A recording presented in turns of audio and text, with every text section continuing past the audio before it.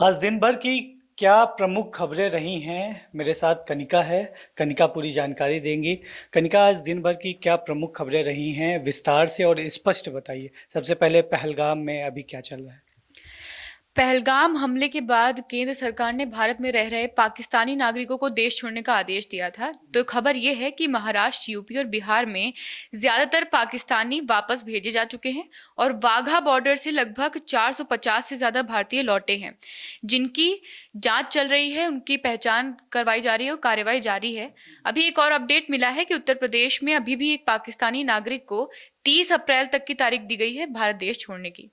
दूसरी अपडेट ये रही है कि पहलगाम आतंकी हमले के बाद जम्मू कश्मीर में सुरक्षा बलों का बड़ा एक्शन चल रहा है, जिसमें सेना ने लश्कर के आतंकी फारूक और अदनान के घरों को बम से उड़ा दिया है। अब तक कुल 7 आतंकियों पर कार्रवाई हो चुकी है और सुरक्षा बल आतंकियों के घरों को खाली कराकर उन्हें विस्फोट से या बुलडोजर से उनको तबाह कर रहा है। तीसरी जानकारी अगर हम दें तो ये रही है कि पाकिस्तान के गृह मंत्री मोहसिन नकवी ने कहा है कि भारत सिंधु जल समझौते को एक तरफा खत्म नहीं कर सकता है, क्योंकि ये समझौता वर्ल्ड बैंक की देखरेख में है। हालांकि पहलगाम आतंकी हमले के बाद भारत ने पाकिस्तान के खिलाफ कड़े रुख अपनाए थे, जिसमें सिंधु जल समझौते को खत्म करने की बात की गई थी। पाकिस्तान ने इस पर गीदड़ भभकी देते हुए कहा है कि अगर भारत ने कोई कदम उठाया तो पाकिस्तान युद्ध के लिए तैयार है।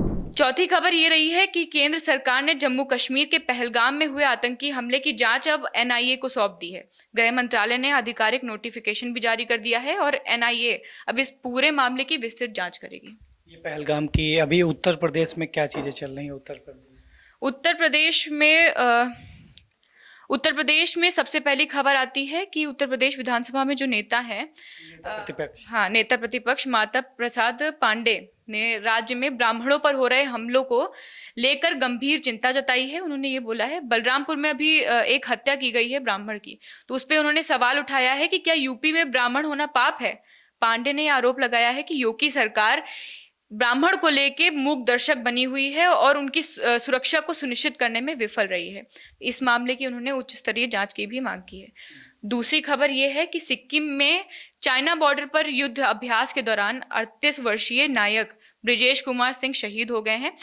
उनका निधन 24 अप्रैल को हुआ था। वह युद्ध अभ्यास के दौरान गश खाकर गिर गए थे।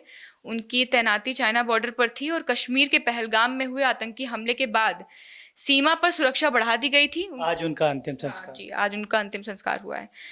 तीसरी खबर ये रही है कि संसद में विपक्षी नेता और वरिष्ठ कांग्रेस नेता कपिल सिब्बल ने जम्मू कश्मीर के पहलगाम में हुए आतंकी हमले को लेकर सरकार से अपील की है कि इस गंभीर मुद्दे को संसद में ले जाना चाहिए। संसद में एक विशेष सत्र बुलाया जाए और उस पर विस्तृत जांच की जाए, विस्तृत चर्चा होनी चाहिए। और चौथी हम लोग बात करते हैं, आज मन की बात का 121वां एपिसोड था, जो कि प्रधानमंत्री नरेंद्र मोदी करते थे।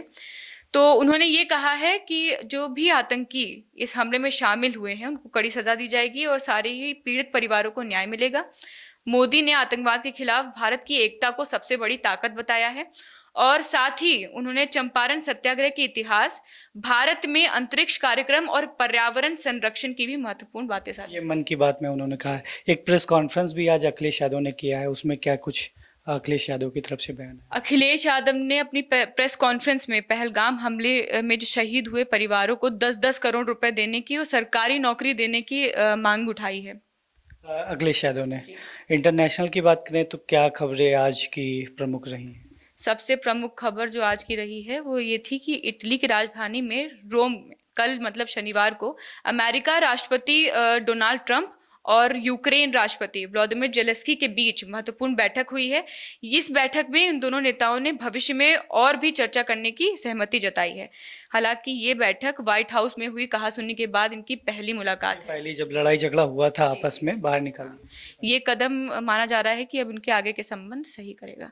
दूसरी खबर यह है कि अमेरिका और ईरान ने ओमान में अपने न्यूक्लियर प्रोग्राम पर तीसरी बार बातचीत की है, जिसमें दोनों देशों ने समझौते की दिशा में प्रगति होने की बात कही है। ईरान के विदेश मंत्री ने इसे पहले की तुलना में और अधिक गंभीर और विस्तृत चर्चा बताया है। अब आगे दोनों देश यूरोप में भी मुलाकात करने के लिए तैयार हैं, योजना बना रहे हैं। तीसरी और आखिरी आज की अपडेट हमारी ये रहेगी कि इजराइल में प्रधानमंत्री बेंजामिन नेतन्याहू के खिलाफ गुस्सा चरम पर पहुंच गया है। तेल अवीव में हुए प्रदर्शन में प्रदर्शनकारियों ने नेतन्याहू के चेहरे वाले मास्क के साथ खून से सने कटे सिर सड़क पर रखे, जिसे नेतन्याहू ने राजनीतिक हत्या की साजिश करार दिया है। प्रदर्शन ने राजनीतिक माहौल को और तनावपूर्ण बना दिया है। तो ये थी हमारे साथ कनिका, आज देश दुनिया की प्रमुख खबरों पर स्पष्ट से जानकारी दी है। ऐसी खबरों के लिए हमारे चैनल को लाइक, शेयर, सब्सक्राइब जरूर करें। बहुत बहुत धन्यवाद।